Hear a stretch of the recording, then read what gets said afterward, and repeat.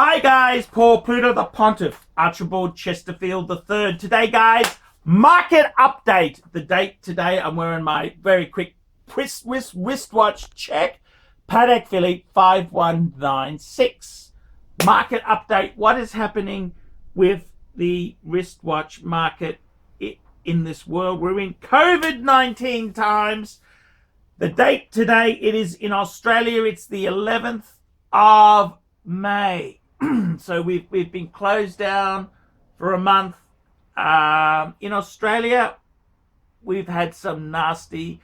The COVID-19 hasn't really been bad to us, but we've had so much closures. Businesses are fucking closed down. It is very, very hard. So the question is, what's happening to the watch market in Australia, the watch market, the Rolex market, the Patek market? What is happening with watches? And I've been in touch with a few good guys there. In fact, let me tell you what's happened there. The number one buyer at Vintage Watches, this is their number one customer, he's buying at bargain prices, okay? He pulled the trigger on a Rolex 5513 Submariner. This would normally, when I say it's a Submariner 5513 plastic no date sub, this would be a 20,000 Aussie, 20,000 Australian dollars any day of the week. Corona, he got it for about 16s. Okay, so massive savings to be had on a really nice blue chip investment, Rolex, vintage Rolex. Another friend of mine, he just bought a Patek Calatrava, and it was no box or papers. Nice modern Calatrava, big size, and it went thousands below what I think it should have gone for. It sold for about 20 Aussie, which, fuck, that is nothing in US dollars. 20 Aussie. And the thing is, the guy who sold it, he said to the dealer, I need this to be sold in 3 days. So they priced it at 20,000, just under, $5 under, $10 under 20,000, and it sold the same day. And I think they sold it too cheap. Seriously, I think they sold it far too cheap. They sold it far too cheap. I wouldn't have done it. I would have got, if it doesn't have papers, I would have got an extract. I would have put a nice box with it, and I would be selling it for 26,000 Aussie. That's still cheap on an international market. What is happening as far as PAM goes? Very interesting indeed there. Very, very interesting indeed. Very interesting indeed. Look, friend of mine bought a PAM chronograph. 4.5 Aussie. Okay, I'm not a huge fan of PAM chronographs. I'm not a huge fan, but there's money in that. There's money in that. There's a lot of bad behavior happening. Okay, there's a lot of bad behavior. I don't want to name any names here because it gets a bit personal, but there was somebody I know who was going to buy a Patek 5524 rose gold. That's the Calatrava pilot's watch. They were going to buy it. They made a deal at about 54,000 Aussie dollars. And they turn around to the dealer and they said to the dealer, would you now, they agreed at 54, then they turned around and said a week later and said, would you take 50? And it's just poor form. Now the dealer in question, he's quite cashed up. He's not going to take it. All you're doing is you're putting yourself into you're giving yourself a bad name, because no one likes to deal with somebody who reneges on deals. But his justification was, hey, we're in COVID-19, surely he would take less. And I got to be honest with you, the dealers actually, if you're going to make insulting offers, get your facts straight. That was really unprofessional, very, very unprofessional, because all that happens is you got the chance of the guy. If you've agreed to a price, you've got to be a gentleman and honor it. You don't start, it's not like a Dutch auction, then you start negotiating further. Hey, that's not the way you do business. I don't think it sets a good rapport. You get a reputation of being an utter asshole. That's all that happens. You get a bad reputation of being a bit of a fucking asshole and a half. And that's what happens. You agree on it. You know, it's very much a gentleman's banker. They set a deal, then they negotiate. That's just off. And you know, the thing is, if you're going to be a real prick to dealers, when the market is good, they're not going to fucking look after you. That same guy said to another dealer friend of mine, I'm not going to name these people to protect the guilty. He said, you know, can you let me know when you get a Lange chronograph in? And the other dealer who he said it to, he said, I don't even fucking know this guy. He's given me no loyalty.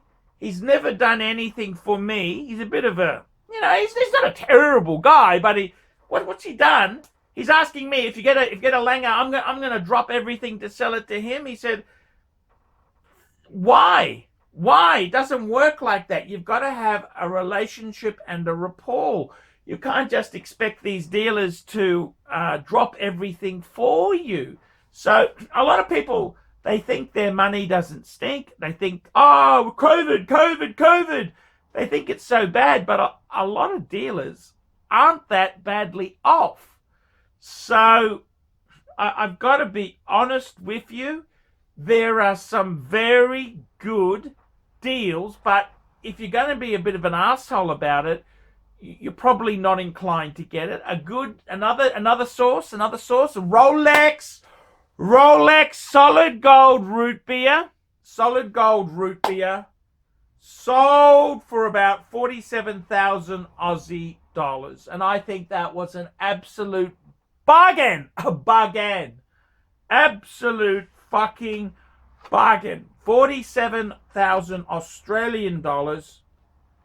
And I mean, that's a COVID-19 price. That's, you know, you're not going to get that for fucking 30,000. You've got to pay, you know, but that's under 50 for a root beer GMT. It's pretty good, pretty damn good. Another deal I know is another guy I know was looking at buying a Lange double split in platinum. They agreed on, basically the guy I know wanted to pay 57,000 euro. The guy, the company that owned it, the dealer, he's an Italian dealer, he wanted 59,000 euro. This is for a platinum double split chronograph, which double split is amazing. But yeah, they just couldn't get it over the line. And I said to the guy, I said, you know, for 2,000 euro, if you really want the double split, just cough up the money and get it. Just cough up and get it. It's an amazing watch. That's an incredible double split chronograph from Lange. I mean, that's amazing. If that was Patek, it'd be, you know, $400,000. It's just incredible money. So I think the thing is, there are bargains there, but some people are real arrogant shits and they think their money doesn't stink. And if you go in with being a bit of a dick, and if you've made a deal with a dealer, you can't renegotiate. That's just off. It's not the way to do things. I mean, that's just not the way you should do it. Other things, I mean, Patek, what's happening in Patek? The interesting thing is, all around Australia, Patek, I constantly look out for Patek Philippes for sale. And there's nothing modern Calatrava for sale. There aren't many modern Calatravas. There is a 6006, the dealer wants 37 for it, which is probably fair. There aren't many 37, 38 mil Calatravas in Australia for sale. There just isn't. There's in Patek in Australia, you've got either complicated things like, you know, really complicated, like a 5980 Patek Nautilus, or, you know, something really perpetual Callan, something amazing. That the lower down, you know, the classic Calatrava three-handers with date, even a 5196, nothing. So I kind of think you've got to be understanding of that. There just isn't a lot of these things in the marketplace. Things have been pretty damn hard. So I mean, look, you've got to be a little bit flexible, but you've also got to be realistic. Many people are wealthy. Yes, we might be in COVID-19 times, but a lot of people are loaded and they'll ride out the storm. So if you're a bit arrogant and you expect that huge discounts, it's not necessarily going to work out for you. Prices are down. Yes, they are. They're down. But it's not ridiculously down. I think in Australia, we're coming out of the curve. We're starting to reopen. This is not internationally. This is Australia. We're starting to open up restaurants and things like that. We'll have within the state, you can travel. Then hopefully in a month or two, we'll be able to travel within Australia, maybe fly to New Zealand, because the Pacific, we're going to open that area up. The problem is you can't trust the Chinese. They lie. You can't let the Chinese in because they lie when they come in. You can't let the Americans in because, hey, that's hotspot. You can't let the Poms in, the English in, because it's a hotspot. You can't let the Italians in, hotspot. You can't let someone like the Indonesians in or the Thais in because they're not doing testing. So it is a tricky thing. The market itself, if you want to sell things, it is a harder market. Like, for example, I put up for sale Scotty's Explorer 2 16570 black dial. That's sold very quickly. And I also had a Lange. Now, since I listed the Lange, guess what? The owner has found the box. He's found the box. So I'm now going to advertise that Lange for $15,000. It's a box papers, $1,815. Now the Lange box is easily $1,000. Okay, and I took a little bit off. I took off $500 because he didn't have the box. But so 15,000 Aussie dollars for a Lange 1815 box papers. I mean, that's pretty damn good. That's pretty good. So that's something that hasn't had many nibbles. I admit I had an overseas buyer who would have bought it. But in Australia, it's been a hard sell because, not that it's overpriced, it's hard sell because the type of person who buys that, they're very conservative people. So yeah, that's kind of how the market is. This is the date is it's the second week of May. So 6 weeks into Corona lockdown in Australia, and things aren't desperate, but things are tough. So guys, tell me what you think. I'm going to do this weekly. Like, subscribe, tell your friends, and don't be afraid to put some nasty comments below. I'll be reporting this every week, market update. Tell me what you think, and don't be afraid to send me some goss. Send me some goss. I'm Paul Pluter on the ArchieLuxury channel. Tell me what you guys think of that. Some people love fruit. Others choose to learn Greek. Some study archaeology. Others are interested in Japanese culture. For some people, everything must work just like a Swiss watch. Others appreciate the creative disarray.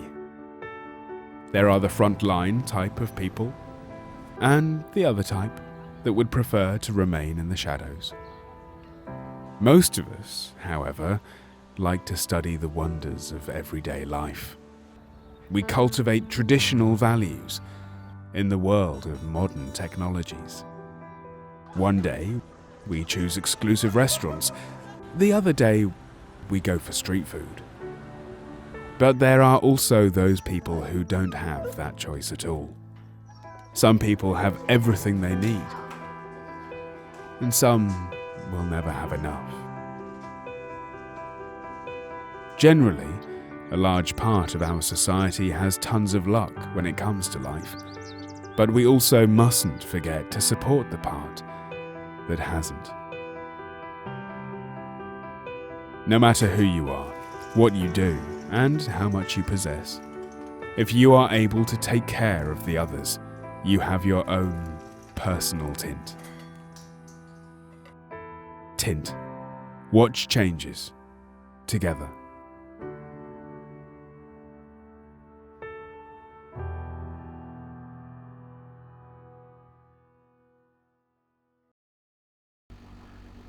Hi guys, ArchieLuxury, and who do I recommend in America?